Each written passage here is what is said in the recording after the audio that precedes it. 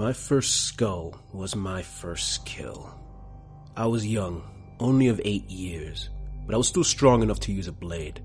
I was heading to my father's tent, bloody and bruised from that day's training, when I saw a figure rushing towards me.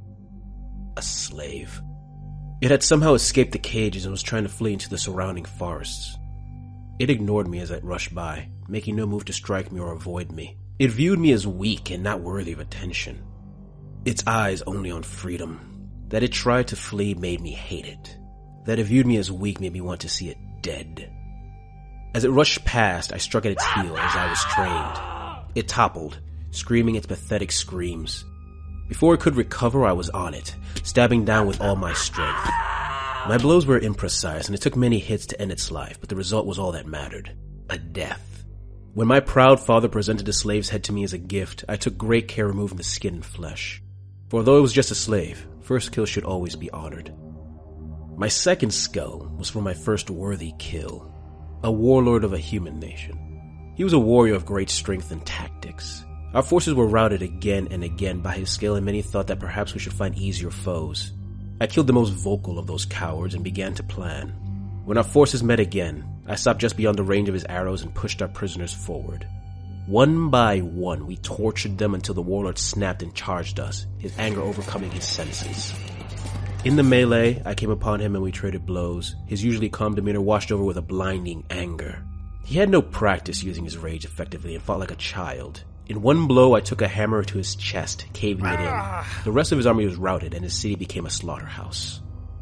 My third skull, and the most important, was my sister's. We were twins. Our birth was seen as a good omen by the shamans.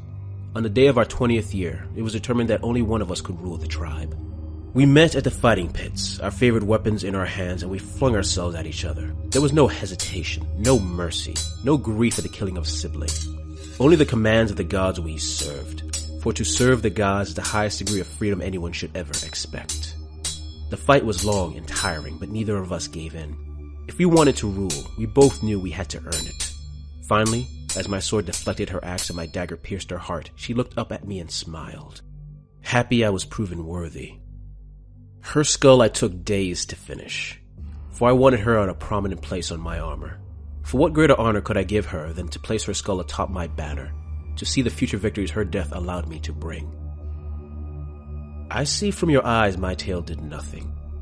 You still call out to your Sigmar like he will save you from the coming storm.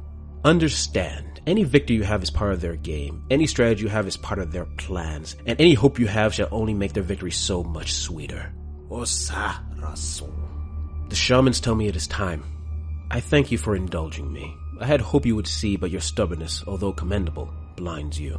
Perhaps as your soul is sucked into a daemon's belly, your eyes will finally be open. Goodbye. Corazon. Corosora. Asekra. Rosa.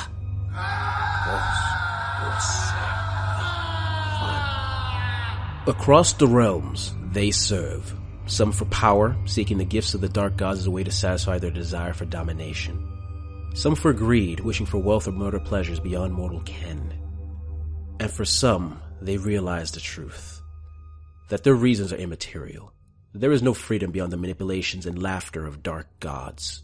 Slaves to darkness, they lay waste to their enemies through strength of arm and demonic assistance, destroying cities and corrupting souls for uncaring masters who use them as pieces in their own great game. Although they're all pawns to these powerful monsters, that doesn't make them any less deadly. For what intelligent being wouldn't invest well in ensuring their tools are just right for the job? To be a slave to darkness is to be a harbinger of the apocalypse. To lay waste to your god's enemies and bring about the rule of chaos undivided. Hey guys, this is Arvandis, and I want to say I hope you enjoyed this video.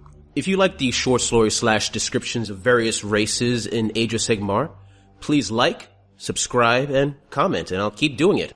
Not only Age of Sigmar, perhaps other games that I have interest in. Anyway, thanks for listening, and see you next time.